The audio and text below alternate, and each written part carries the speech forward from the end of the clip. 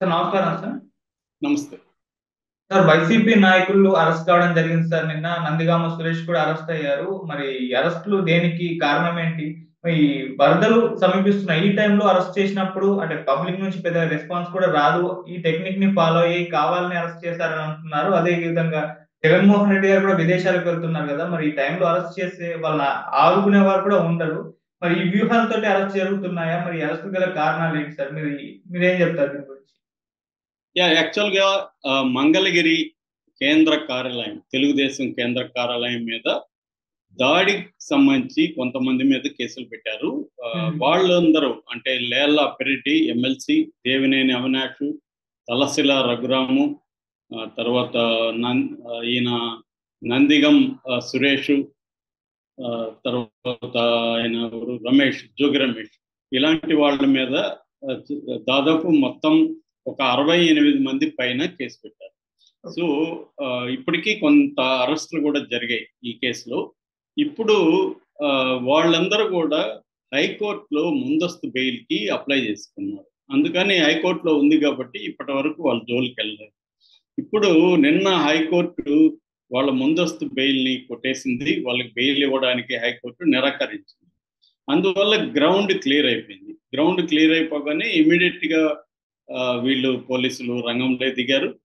నందిగం ఉద్దండరాయన్ పాలెంలో నందిగం సురేష్, ఆయన మాజీ ఎంపీ, ఆయన ఇంటికి వెళ్ళారు, బట్ అక్కడ లేరు. దాంతో ఆయన ఎక్కడికి వెళ్ళారు ఏంటనేది పోలీసులు ఎంక్వైరీ చేశారు. కానీ ఆయన సెల్ ఫోన్ కూడా స్విచ్ ఆఫ్ చేసింది.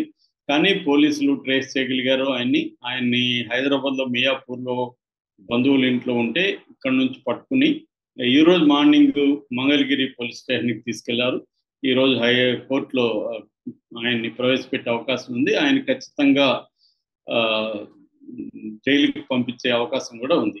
అలాగే మిగతా వాళ్ళు నేను ఇందాక చెప్పిన లిస్టులో ఉండే లేళ్ల అప్పిరెడ్డి కావచ్చు, దేవినేని అవినాష్ కావచ్చు, తలసరి రఘురామ్ కావచ్చు, జోగి రమేష్ కావచ్చు, వీళ్ళందరి కోసం వెతుకుతున్నారు. వీళ్ళల్లో మ్యాక్సిమం చాలా మంది అజ్ఞాతంలోకి వెళ్ళిపోయారని చెప్తున్నారు. అంటే వాళ్ళు అరెస్ట్ అయితే ఖచ్చితంగా జైలుకి వెళ్ళే అవకాశం ఉంది. రెండవది ఏంటంటే ఇప్పుడు వరదల పరిస్థితి, దీని పట్ల పెద్దగా ఎవరు కూడా రియాక్ట్ అవ్వరు. జనము మొత్తం దృష్టి అంతా కూడా వరదల మీదే ఉంది. ఈ రోజు కూడా విజయవాడలో మళ్ళీ వర్షం అంటున్నారు, బుడమేరు మళ్ళీ పొంగుతుంది అంటున్నారు.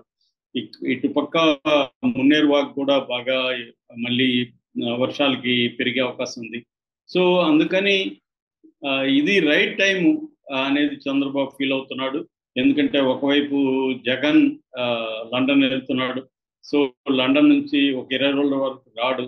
కాబట్టి ఈ టైంలోనే వీళ్ళందరినీ వేసేస్తే మిగతా వాళ్ళు ప్రెజర్కి ఫీల్ అయ్యి మిగతా వాళ్ళు వైసీపీని వదిలి ఇటు వచ్చేస్తారు. ఎందుకంటే యాక్చువల్గా చంద్రబాబు ఏం ప్లాన్ చేశాడంటే ఎమ్మెల్సీలో ఒక 30-40 మందిని లాగేద్దాం అనేది ఒక ప్లాను. ఆల్రెడీ 3 ఎమ్మెల్సీలకి రిజైన్ చేశారు. ఇటుపక్క రాజ్యసభ సభ్యుల్లో కూడా ఒక 6-7 మందినైనా లాగాలనేది, అందులో ఆల్రెడీ మోపిదేవి వెంకటరమణ అండ్ బేద మస్తానరావు వాళ్ళిద్దరూ రిజైన్ చేశారు.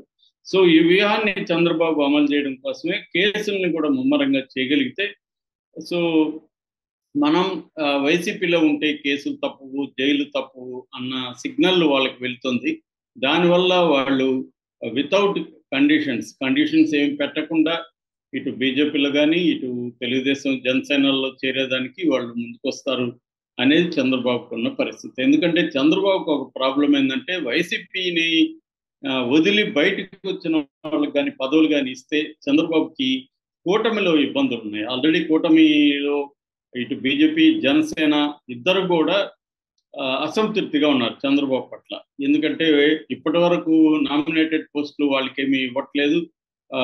50% పైన తెలుగుదేశం వాళ్ళకి ఇవ్వాలని, 30% జనసేనకి ఇవ్వాలని, 20% బీజేపీకి ఇవ్వాలని చంద్రబాబు ఆలోచిస్తున్నాడు. కానీ బీజేపీ దీనికి అంగీకరించట్లేదు. ఇటు జనసేనలో కూడా పోటీ తీవ్రంగా ఉంది. అందుకని ఆల్రెడీ కూటమిలో ఇబ్బందులు ఉన్నప్పుడు మళ్ళీ వైసీపీ నుంచి వచ్చే వాళ్ళకి కానీ ఇస్తే తెలుగుదేశం శ్రేణుల్లో కూటమి నాయకుల్లో విపరీతమైన వ్యతిరేకత వచ్చే అవకాశం ఏర్పడుతుంది. ఆల్రెడీ మనం చూస్తున్నాం, పూతుల సునీత ఎమ్మెల్సీగా రిజైన్ చేసి తెలుగుదేశంలో చేరబోతుంటే అక్కడ తెలుగుదేశం నాయకులు గత కొంతకాలం నుంచి ధర్నాలు చేస్తున్నారు ఈమెని చేర్చుకోవద్దని. ఇటువంటి తలనొప్పులు చంద్రబాబుకు ఉండే అవకాశం ఉంది. అందుకని చంద్రబాబు ఏం చేస్తున్నాడంటే రెండో మెథడ్, మామూలుగా రాజకీయ నాయకులందరూ 2 మెథడ్స్ని అమలు చేస్తారు. ఒకటి క్యారెట్ మెథడ్, 2 స్టిక్ మెథడ్.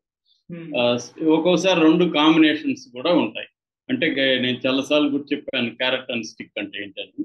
అంటే ప్రెజర్ చేయడం, వాళ్ళ మీద కేసులు పెట్టడం, వాళ్ళని ఆర్థికంగా దెబ్బతీయడం, వాళ్ళని అరెస్ట్ చేయడం ఫిజికల్గా, ఇవన్నీ చేయడం ద్వారా వాళ్ళు అనివార్యంగా ఆ పార్టీ నుంచి వదిలి తమ పార్టీలో జాయిన్ అవుతారు, అన్కండిషనల్గా జాయిన్ అవుతారు. అట్లా లేదనుకో కొంతమంది దీనికి కూడా తలపినప్పుడు వాళ్ళకి ఏదో ప్రలోభాలు పెట్టడం, పదవులు ఇవ్వడము, డబ్బులు ఇవ్వడము అనేది చేసి వాళ్ళని చేర్చుకుంటారు. ఇవాళ చంద్రబాబుకి తన పార్టీలకి వైసీపీ వాళ్ళని చేర్చుకోవాల్సిన అవసరం అయితే లేదు. ఎందుకంటే ఆయన సొంతంగానే 135 సీట్స్ ఉన్నాయి అసెంబ్లీలో, ఓవరాల్గా 164 కూటమి. కాబట్టి ఇప్పుడు వైసీపీ నుంచి ఆయనకేం అవసరం లేదు. కానీ వైసీపీని ఖాళీ చేసి వైసీపీని కంప్లీట్గా దెబ్బ కొట్టేసి రూయిన్ చేసే కార్యక్రమం అయితే చేయాలనేది చంద్రబాబు ఉంటుంది. ఎందుకంటే 2029 ఎలక్షన్లో దృష్టిలో పెట్టుకుంటే ఆ టైంకి వైసీపీ కంప్లీట్గా బలహీన పడిపోతే ఆ ఎన్నికల్లో విన్నింగ్ అనేది ఈజీ అవుతుంది. ఆ తర్వాత కూడా ఇంకా జగన్ని రాజకీయాల్లో యాక్టివ్గా కాకుండా చూసుకోవచ్చు. ఈ లోపల జగన్కి కానీ ఏదో కేసులో కన్విక్షన్ కానీ తీసుకురాగలిగితే జగన్ రాజకీయ భవిష్యత్తు అనేది అంధకారంలోకి వెళ్ళిపోతుంది అనేది చంద్రబాబుకు ఉండే వ్యూహం. ఎందుకంటే చంద్రబాబు 75 ఏళ్ళైనా కూడా యాక్టివ్గా ఉన్నారు, ఇంకొక 5 ఏళ్ళు కూడా యాక్టివ్గా ఉంటారు.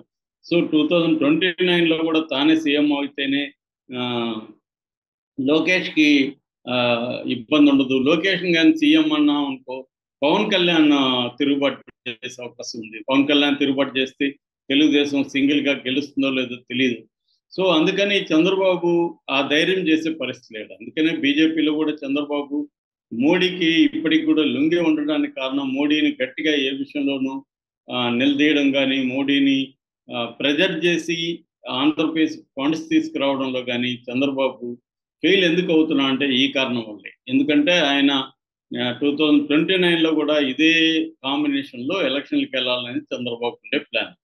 సో అందుకని చంద్రబాబు ఆచితూచి వ్యవహరిస్తున్నాడు. ఎలా వెళ్ళాలి, ఎక్కడ ఏ స్టెప్ వేయాలి, టైమింగ్ ఏంటి, ఇవన్నీ పక్క ప్లాన్తో చంద్రబాబు వెళ్తున్నాడు. ఎందుకంటే ఆయనకి సుదీర్ఘమైన ఎక్స్పీరియన్స్ ఉంది, ఒక ప్రత్యర్థుల్ని వ్యూహాలతో దెబ్బ కొట్టగలిగిన శక్తి ఉంది. రెండోది ఆయనకి సపోర్ట్ సిస్టమ్స్ వెరీ స్ట్రాంగ్గా ఉన్నాయి. కాబట్టి చంద్రబాబు వైసీపీని ఖాళీ చేయడం అనే టార్గెట్లో భాగంగానే మనం ఈ అరెస్ట్ని చూడాలి. లేదంటే నిజానికి ఒక ఆఫీస్ మీద దాడి అనేది వెరీ కామన్ థింగ్. ఎందుకంటే ఇవాళ పొలిటికల్ పార్టీలు మనం చూసాము, తెలుగుదేశం రాగానే ఎంతమంది వాళ్ళ ఆఫీసుల మీద దాడులు చేశారు, నాయకుల ఇళ్ల మీద చేశారు. మరి వీళ్ళు చేస్తున్నప్పుడు వాళ్ళు చేస్తే మాత్రం ఎందుకు నేరమైంది అంటే ఇక్కడ పొలిటికల్ వెండెట్ అంటారు. ఎవరు అధికారంలో ఉన్న ప్రత్యర్థుల్ని పాత కేసుల్లో ఇరికించడం, పాత కేసులు అరెస్ట్ చేయడం, వాళ్ళ మీద ప్రెజర్ తీసుకురావడం, వాళ్ళు సరెండర్ అయ్యే విధంగా వాళ్ళని ప్రెజర్ చేయడం. రెండోది వాళ్ళు యాక్టివ్ కానికుండా ఆ పార్టీలో చూసుకోవడం. సో ఇటువంటి ప్రెజర్ పాలిటిక్స్ అంటారు దీన్ని, ప్రెజర్ టాక్టిక్స్. ఈ ప్రెజర్ టాక్టిక్స్ని ఉపయోగించి వైసీపీని దెబ్బ కొట్టడం అన్న లక్ష్యం చంద్రబాబు ముందు ఉంది. ఆ వైపుగానే ఇవన్నీ మనం అర్థం చేసుకోవాలి. అందుకని రకరకాల కేసులు రంగంలోకి మెల్లమెల్లగా వస్తాయి. టైం చూసుకొని చంద్రబాబు ఎప్పుడు ఏ టైంలో చేయాలి. సో ఇప్పుడు మొత్తం మన ఆంధ్రప్రదేశ్ అంతా కూడా వరదలకు సంబంధించి బిజీగా ఉంది. కాబట్టి ఈ టైంలో వీళ్ళని చేస్తే మీడియా కానీ లేకపోతే ప్రజల దృష్టి కానీ దాని మీదకి వెళ్ళడం అనేది తక్కువ ఉంటుంది. వెరీ కామన్గా అన్నట్టుగా జరిగిపోతుంటుంది. దీన్ని వైసీపీ కానీ జగన్ కానీ ఎలా ఎదుర్కొంటాడనేది మనం